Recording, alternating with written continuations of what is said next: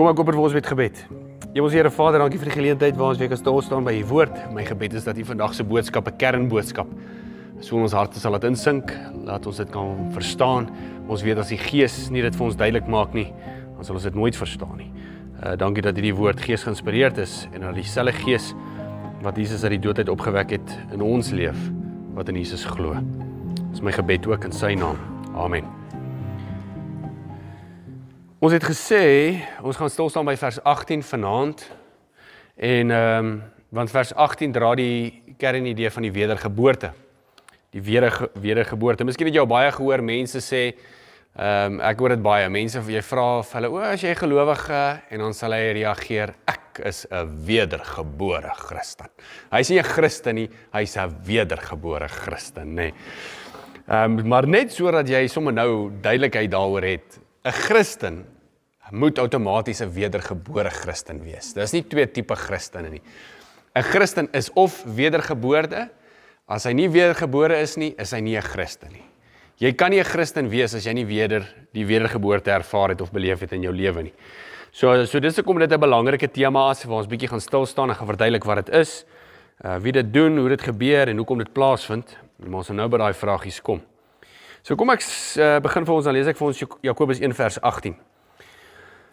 Volgens sy wil het hy ons verwek deur die woord van die waarheid, sodat ons eerstelinge van sy skepsel kan wees.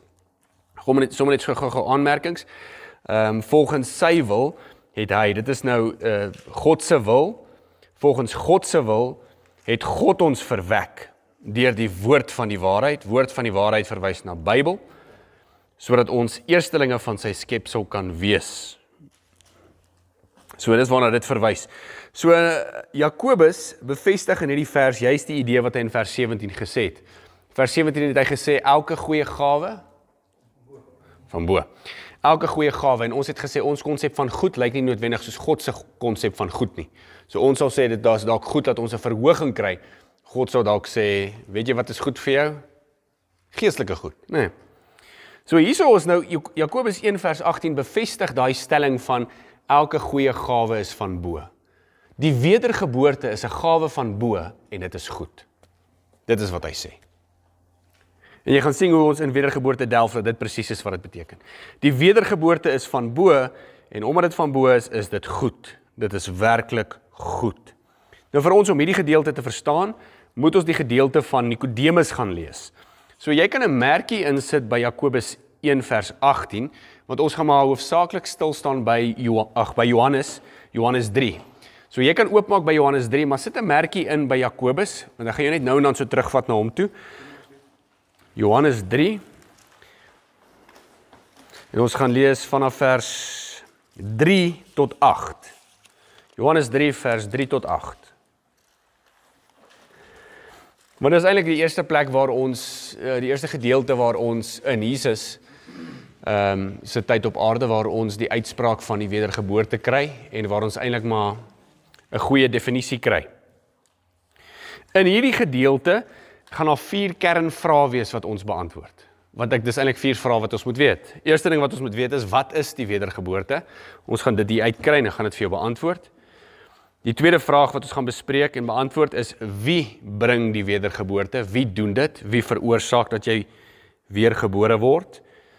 Die derde vraag wat ons hieruit gaan kry en gaan beantwoord is, hoe gebeur dit? Hoe vind die wedergeboorte plaas? En dan die vierde vraag wat ons gaan antwoord is, hoekom vind dit plaas? So dit is wat, wie, hoe en hoekom. Nee, wat is die wedergeboorte? Wie doen dit? Hoe gebeur dit? Hoekom vind dit plaas?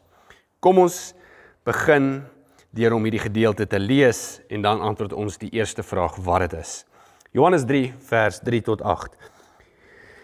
So net so 'n bietjie konteks. Nikodemus was 'n skrifgeleerde, hy was die bekende man, hoor. Hy was die nekkie van die plekkie, né? Die mekkie van die plekkie.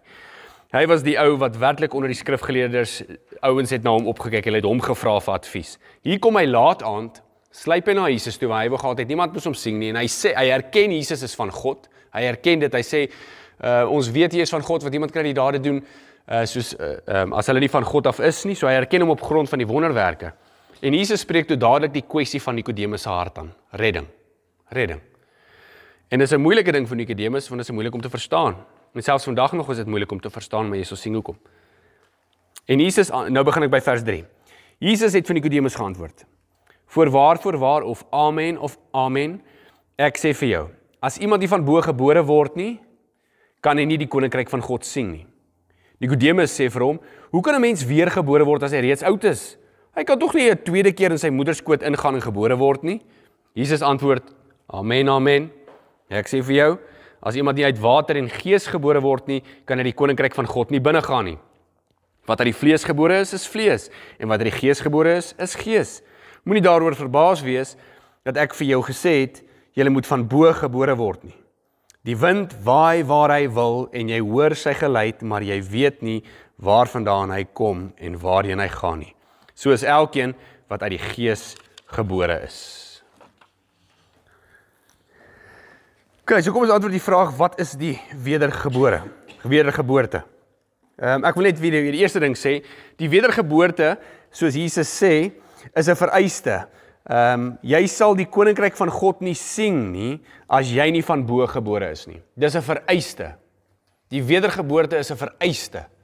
As jy nie weergebore is nie, gaan jy nie hemel toe nie.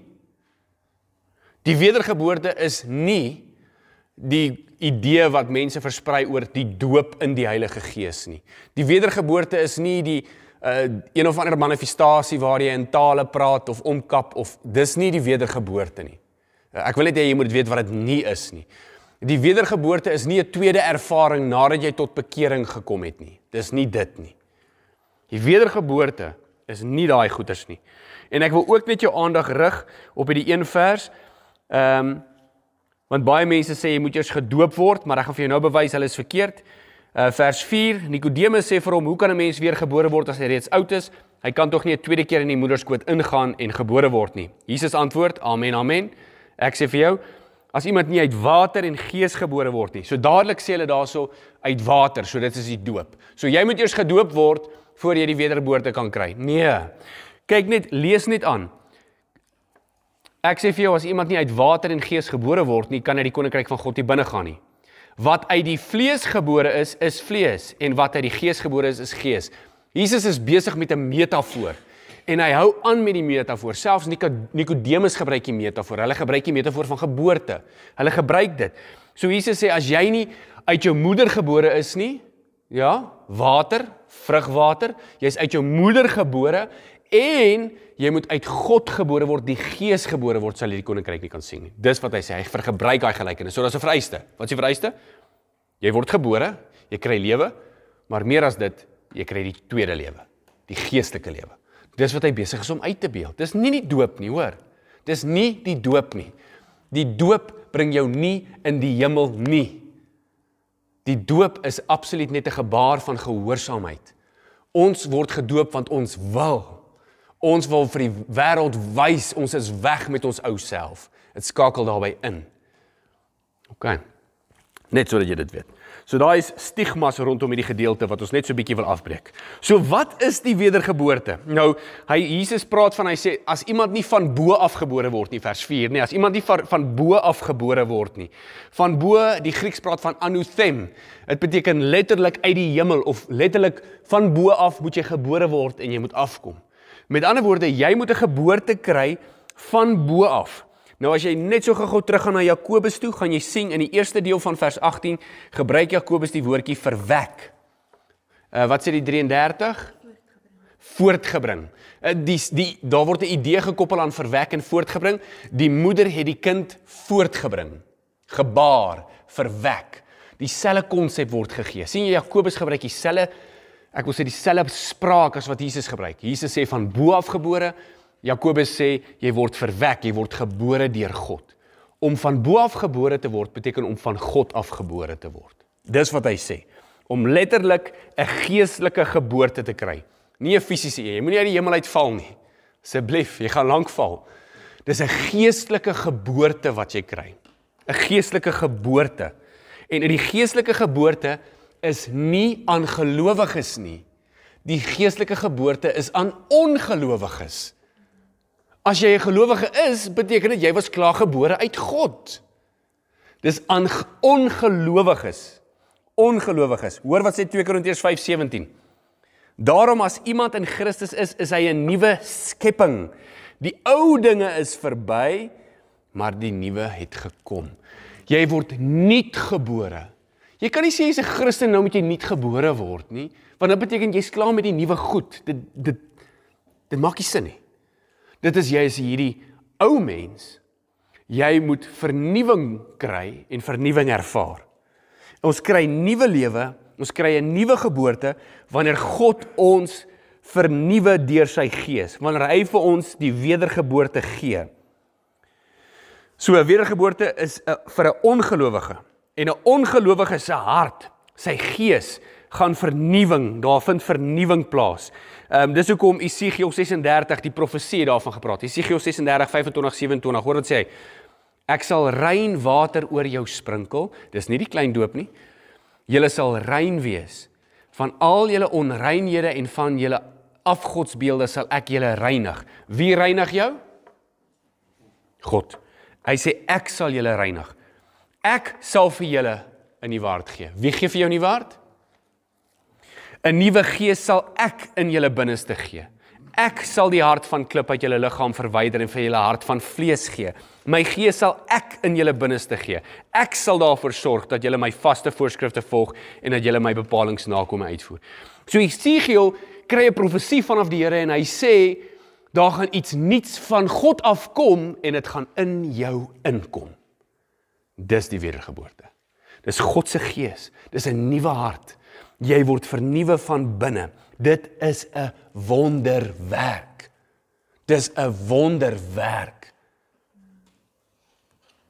Ons kry dus die nuwe lewe en ons word deelnemers aan 'n goddelike natuur. Nie dat ons soos God is nie, maar dat ons eienskappe van Jesus in ons lewe kan sien, vrugte van Jesus in ons lewe kan sien. Hoor wat sê 2 Petrus 1:4. Sodat julle daardeur deelgenote kan word van die goddelike natuur. Jy word 'n deelgenoot van die natuur van God. Nie dat jy God is nie, maar van die eienskappe van God. God se eienskappe word in jou lewe ingebore. Is dit nie mooi nie? God se DNS, nê, sy DNA, sy DNS word in jou ingebore. Hy gaan verder, nadat jy die verdorwenheid ontvlug het en hy die begeerlikheid van die wêreld is. Die wedergebore is nie iets wat sigbaar is nie. Daarom kan jy nie sê, hy praat in tale, hy is 'n wedergebore Christen nie. Nee. Van die Bybel maak nêrens so uitspraak nie. Nêrens.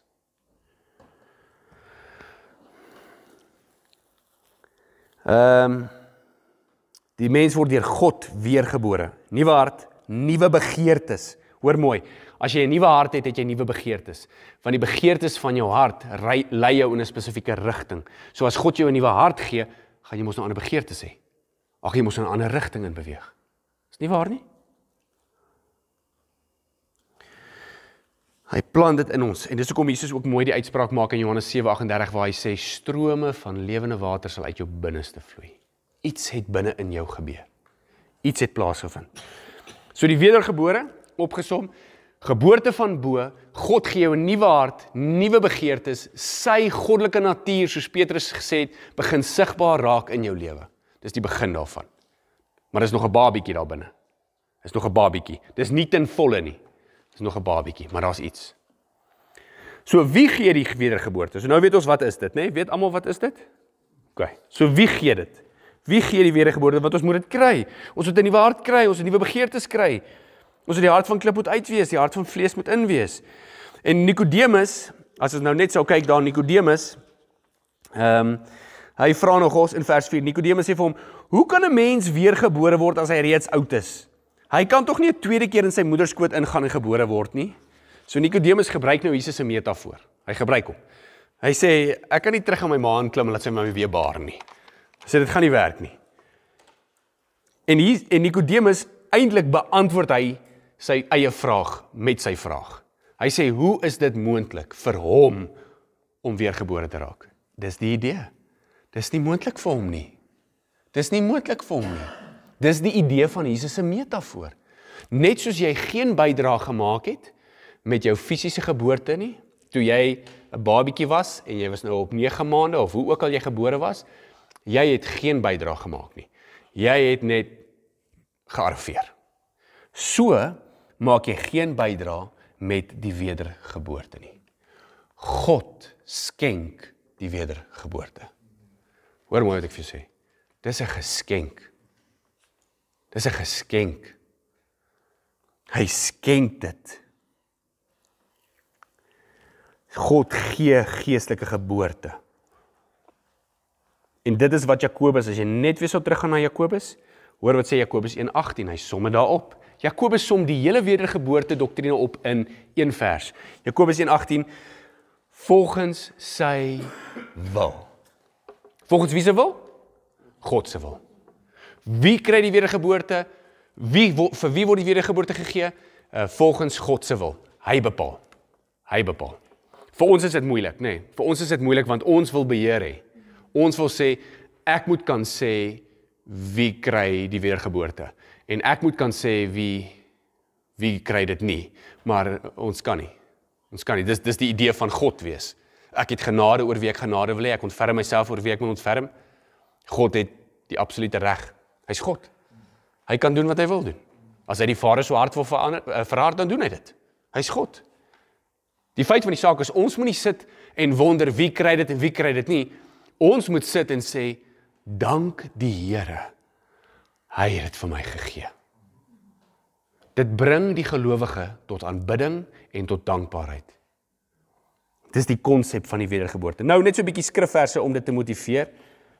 1 Timoteus 2:4 is God se hart. Hy sê alle mense, God se 1 Timoteus 2:4 wys God se begeerte sodat alle mense verlos word en tot die kennis van die waarheid kan kom. So God wil alle mense verlos. Dis wat hy sê. Hy wil.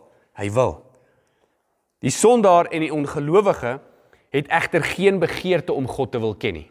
Ons het nie 'n begeerte nie. Toe ek 'n sondaar was, toe ek in die wêreld geleef het, was die wêreld vir my die lekkerste plek onder die son. Ek het nie 'n begeerte gehad om God te dien nie. Ek het nie. Dit is soos as jy 'n blinde ou sou vat wat van geboorte af blind is. En hierdie blinde, as hy kyk na die norm en hy weet almal kan sien, en jy kan na daai blinde persoon kyk en jy sê, shame, daai arme blinde persoon, as hulle maar net weet hoe dit voel om te sien. Maar vir daai blinde persoon is blindheid al wat sy ken. Sy ken of hy ken net duister. Dis al wat hulle ken. Dis al wat hulle ken. En hoor wat sê Johannes 3:19. Dat die lig in die wêreld gekom het en die mense het die duisternis liewer gehad as die lig, want hulle werke was boos. Want elkeen wat kwaad doen, haat die lig en kom nie na die lig nie, dat sy werke nie bestraf mag word nie. So, Johannes sê, as iemand in sonde is, as hy in die duister lewe, is hy okay daarmee. Die lig gaan vir hom niks beteken nie, hy soek nie die lig nie. So nou vra ek vir jou, hoe is dit moontlik vir 'n ou om van die duister oor te beweeg na die lig toe, as hy nie die lig soek nie? Sien jy, daar moet 'n goddelike element wees wat iets in daai ou verander. Daai ou se oë, iets moet in sy oë gebeur en sê, wag, dis lig, ek soek dit. Dis 'n goddelike intervensie wil ek sê. As hy gewoond is aan duister, is duister vir hom alles wat hy nodig het. Daarom sê hy, die ouens wat die uitspraak maak, ek worry nie oor God nie, ek gee nie om nie, ek wil nie God ken nie, ateïsme of wat ook al jy wil doen. Vir hom is dit sy realiteit en hy's gelukkig met sy realiteit. As jy hom vertel, sê ek wil dit nie hoor nie. Jy kan met ouens praat, dalk het jy 'n familielede. Jy praat en jy preek, en die ou sê net maar same old, ek worry nie, ek wil dit nie hoor nie.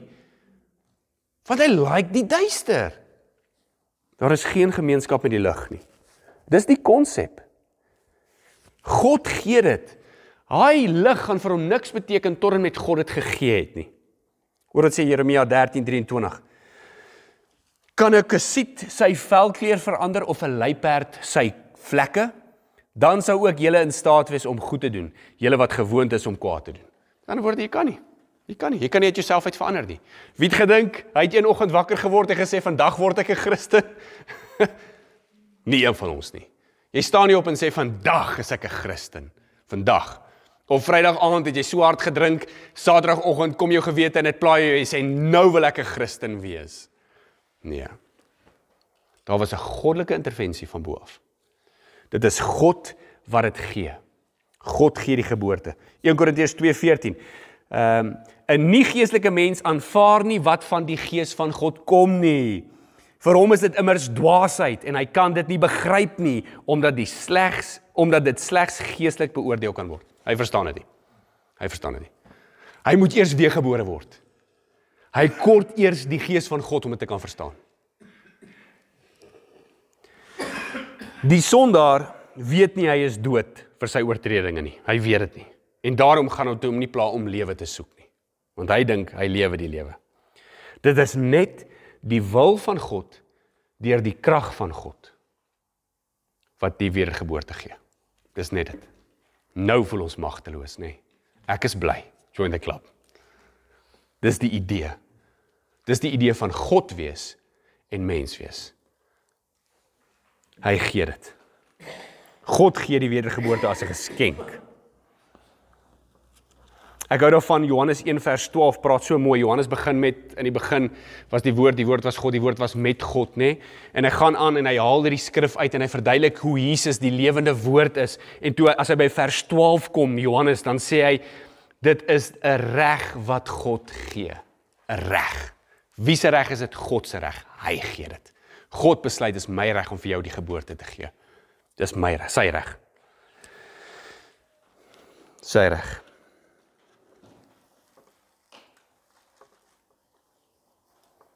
En dis ook hoekom is dit genade noem, nê?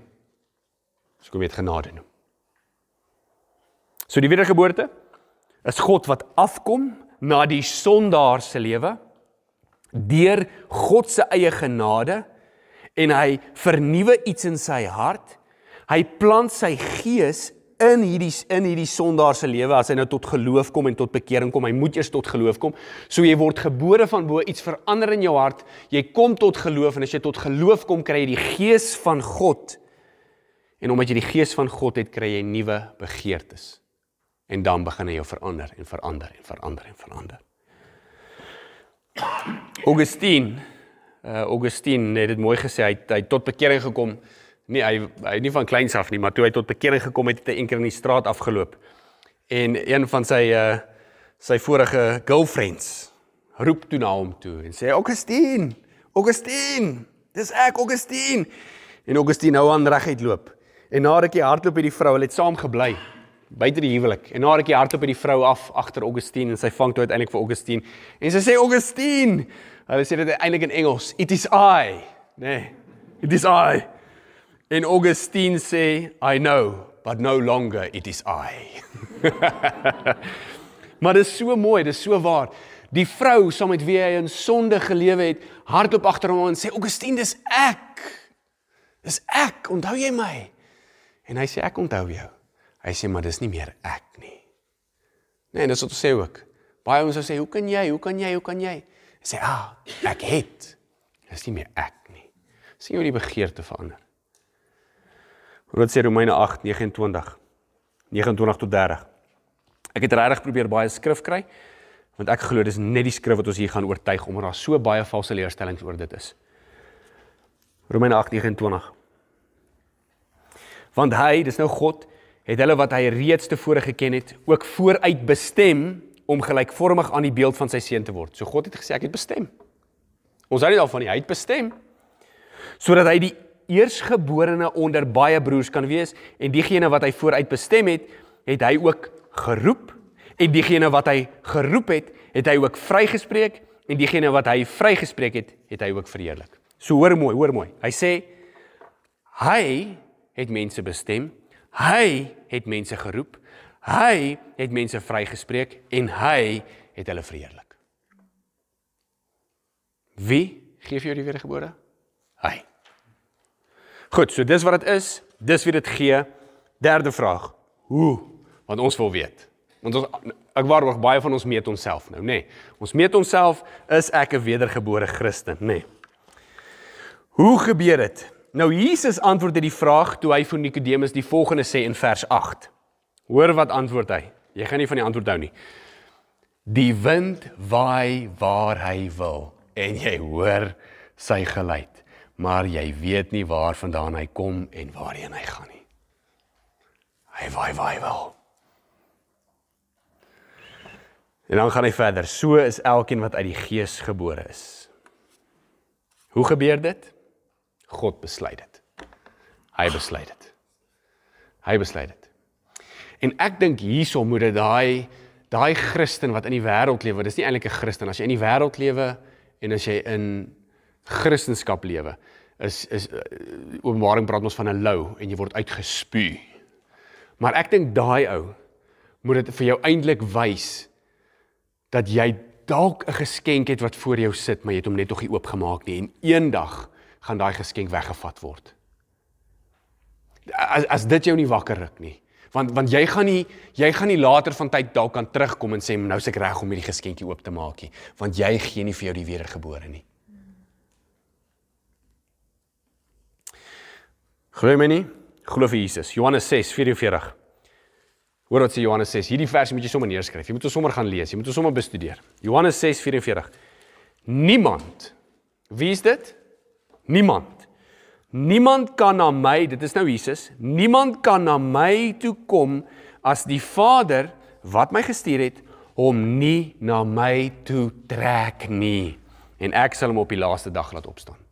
Jy kan nie na Jesus toe gaan as die Vader jou nie trek na Jesus nie. Dis daai konsep, jy lewe in die duister en jy's gelukkig met die duister. Is net as God 'n goddelike intervensie in jou lewe veroorsaak en hy trek jou na Jesus toe. En hy trek jou. So hoe gebeur dit? Wel, die Vader moet jou trek na Christus. Hy moet jou trek. En dis hoekom, hoe trek hy jou? En ek dink dit is belangrik, want dis is waar ons die antwoord kry. Jakobus 1:18, as jy nou weer kyk by ons spesifieke skrifvers wat ons vanaand bespreek. Hoe word jy getrek? Deur die woord van die waarheid. Deur die woord van die waarheid. Is dit nie om gedoop te word in die Heilige Gees nie? Nee. Is dit nie om 'n spesifieke taal te praat nie? Nee. Is dit nie om te kap en agteroor te val nie? Nee. Nee. Hoe trek hy jou? Deur die woord van die waarheid. Dis al. Dis al. En dit is hoekom ons vandag so baie, tussen aanhalingstekens, gelowiges kry, wat iets van die Here soek, 'n sensasie, 'n ervaring, 'n emosie. Hulle soek dit want hulle wil kyk of hulle geloof eg is. Maar die enigste plek waar hulle nie soek nie is by die woord, want hulle was nie getrek nie. Hulle sien Christendom, hulle weet van die hemel en die hel, maar hulle soek nie die God nie, hulle soek die ervaring sodat hulle kan weet hulle geloof is eg. Nee. Ja, dis hoekom mense altar calls doen en die musiek speel in die agtergrond en jy's absoluut net gemanipuleer en die oomblik as iemand net kom en hulle sê vir jou, luister, dit en dit en dit en dit gaan gebeur, sê die eerste woord wat in jou mond inkom of in jou kop inkom, sê dit, en dan sê dit, dan sê hy vir jou, nou moet jy dit net glo. Maar geen prediker het die vermoë om God te verkoop nie. Geen. Ek kan nie eers die wedergeboorte aan iemand gee nie. Ek kan nie. Jy moet getrek word, want God gee dit. En dit word gedoen deur die woord van die waarheid. Goed, nog skrifverse, as jy my nie glo nie. Hebreërs 4:12.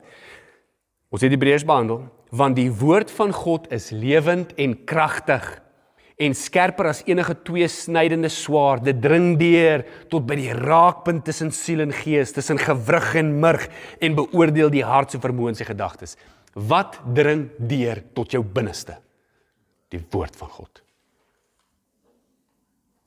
Paulus skryf aan Timoteus, lê jou daarop toe, om jou voor God te stel, as iemand wat die toets deurstaan het, en 'n arbeider wat hom nie hoef te skaam nie, wat met die woord van die waarheid die reguit pad aandui. Die woord van die waarheid. Jesus 'n groot opdrag aan die einde van Matteus. Hy sê, gaan en gemaak disippels, gaan doop hulle in die naam van die Vader, die Seun en die Heilige Gees, en gaan leer hulle. Wat leer ons hulle? Die woord van die waarheid. Kerke is so bedrieg, en so, hulle glo, hulle is onder die invloed van die Satan self, die engel wat homself vermom as 'n engel van die lig, né? Want dis wat hy is, hy vermom homself. Hulle is so bedrieg om een of ander iets te soek by God, behalwe by die plek waar God regtig te vind is. Nee. Oomblik as jy 'n prediker kry wat agter daai kansel staan en hy vou die skrif vir jou oop. Iemand wat nie in die waarheid is nie, gaan dit nie kan verdra nie. Hy gaan vir jou sê, dis vervelig, dis lank. Ag nee. Daar's nie, hulle sal sê, daar's nie worship nie. Waar's die worship? Min weet hulle, dat worship meer as musiek is. Nee. Paulus skryf aan Thessalonika. Hy sê vir die gemeente in Thessalonika, ek is dankbaar dat hulle die woord van God ontvang het, die woord wat werksaam is in julle wat glo.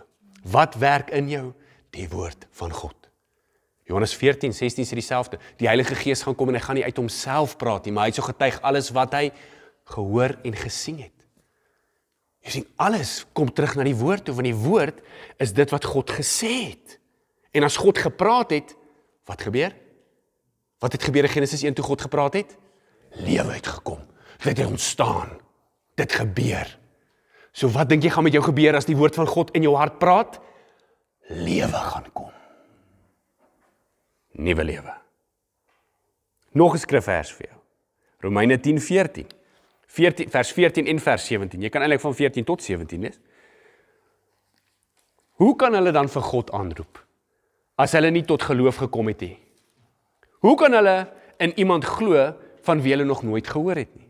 En hoe kan hulle hoor sonder iemand wat preek? Die geloof kom dus uit die aanhoor, en die aanhoor kom deur die verkondiging van Christus, wat in die Bybel is. Wedergeboorte vind dus plaas wanneer God deur sy wil 'n persoon se geloof in die evangelie erken. So jy hoor die Bybel, jy preek dit. God, ek wil heeltyd sê intervene. Help my 'n bietjie met 'n beter woord? Tree in. Ja, dankie, dis 'n beter woord. Jy hoor die woord, jy hoor God, jy hoor Christus gepreek. Maar hoor mooi, in opregtheid gepreek, suiwer gepreek, nie afgewaterde prediking nie. Suiwer gepreek, jy hoor Christus gepreek, en soos jy dit hoor, tree God in en iets gebeur in jou hart, en jy kry geloof so groot soos 'n, en jy reageer daarop, en iewes skielik val die saad nie meer op die pad nie, maar dit val op vrugbare grond, hoe meer jy daarop reageer, en reageer, en reageer, en dit groei tot die groot boom. Dis die heiligmaking proses. Val die legkaarte? Ja. Jesaja 55:11. Hier is die mooiste belofte. Net so sal my woord wees wat uit my mond gaan. Dit sal nie vrugteloos na my toe terugkom nie, maar doen wat ek wil hê. Wie se wil? Sy wil. En die doel bereik waarvoor ek dit gestuur het.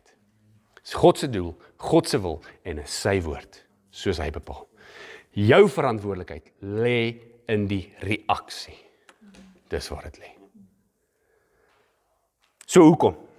Hoekom die wedergeboorte? Wel, eerstens, sodat jy die ewige lewe kan beerwe. Tweedens, laat jou vuil sondige self kan begin afsterf en laat jy 'n nuwe jy kan beklee. Maar hierdie nuwe jy, hoor wat sê Jakobus 1:18, ons skrifvers, is sodat jy eerstelinge van die skepsel kan wees. Dit is die voorsmaak, as ek dit so kan sê, van wat nog kom. Is 'n voorsmaak. Is 'n voorsmaak. Selfs Paulus het gesê, kom met 'n doring in die vlees. In die koninkryk is daar nie 'n doring in jou vlees nie. In die koninkryk is daar nie swakheid nie. Daar's nie jy wat misluk nie. Dit is absolute 'n nuwe lewe. Hierdie is 'n voorsmaak van die nuwe lewe.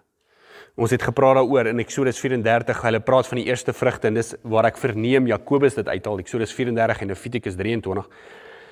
En daai gedeelte praat hy van, as jy gewoonlik gaan plant het, en dan kom gewoonlik 'n eerste oes op, dalk met vroeë reën, kom die eerste oes op, of hoe ook al. Die eerste oes wat van die land af kom, is die eerste oes wat jy vat, en jy gee dit gewoonlik vir die Here. Daar was 'n risiko daaraan, want jy was nie gewaarborg dat dit weer gaan reën nie. Jy was nie gewaarborg nie. Maar jy doen dit in geloof. En jy sê, hier's die eerste deel, Here, ek vertrou U vir die res. Ek vertrou U vir 'n groter oes. Dis die konsep wat Jakobus sê. Hier's die eerste deel, maar ons vertrou die Here vir die volgende deel. En dis hoekom hy in Openbaring 14:4, Hulle is uit die mense losgekoop as eerstelinge vir God en die Lam. As jy weergebore is, word jy losgekoop as 'n eersteling. Gelowiges is dus die eerste vrugte en die voorsmaak van God se nuwe skepping wat sal kom. Okay. Ons Here Vader, is net weer 'n voorreg om te kan besef dat U die een is wat hierdie geskenk vir ons gee, die nuwe lewe, die wedergebore. Ons is geboor, Vader, anuthem van bo af. My gebed is as U dalk harte is wat dit nie verstaan nie, dat U dit vir hulle duidelik sal maak. As U harte is wat dalk wonder oor dit, Here, dat hulle die waarheid sal soek, dat hulle na U woord toe sal gaan, dat hulle by 'n kerk sal aansluit wat werklik suiwer Bybel verkondig. Nie 'n kerk wat een of ander sprokie Jesus najaag nie, of sensasie najaag nie, of tradisie najaag nie, maar die suiwer, onfeilbare, egte woord van U, Here. Want U woord gaan uit en hy kom nooit leeg terug nie, hy bereik altyd sy doel. My gebed is vir daai harte, Vader, dat hierdie woord wat vanaand verkondig is, dat dit die harte sal bereik en nie leeg sal terugkom na U toe nie. Vader, ons dank ook vir die groep wat hier voor ons sit. En ons vra dat julle sal seën met die waarheid, dat julle lewe sal versterk, verryk en sal verdiep in die geloof. En mag hulle aanhou groei in die kennis van ons Here Jesus Christus. Al die goed bid ons in die wonderlike naam van ons Here Jesus Christus. Amen.